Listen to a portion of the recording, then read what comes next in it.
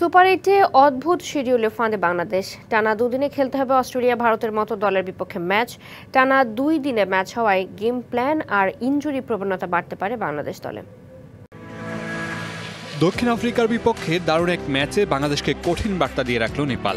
জয়ের বন্দরে গিয়ে এক রানে হারলেও সবশেষ ম্যাচে টাইগারদের চোখ রাঙাচ্ছে নেপাল। এই বাধা উতরে সুপার 8-এ যেতে হবে টাইগারদের। সেখানেও টাইগারদের জন্য অপেক্ষা করছে দৃষ্টিকটু এক সূচি। আগে থেকেই আইসিসির নির্ধারিত করে রাখা সূচিতে দেখা যাচ্ছে টানা 2 দিনে 2 ম্যাচ খেলতে হবে বাংলাদেশকে।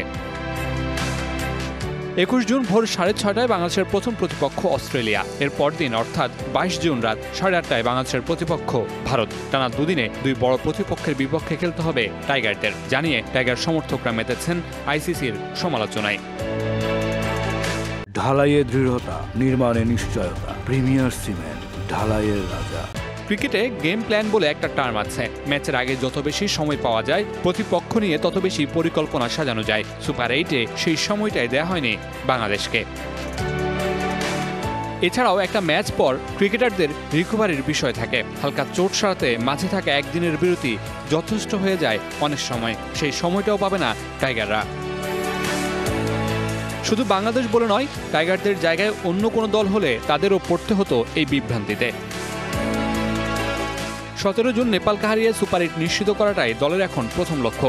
তারপর সুপার 8-এর প্রতিপক্ষ নিয়ে ভাবতে চায় management. Mamunur Rashid, DBC news desk.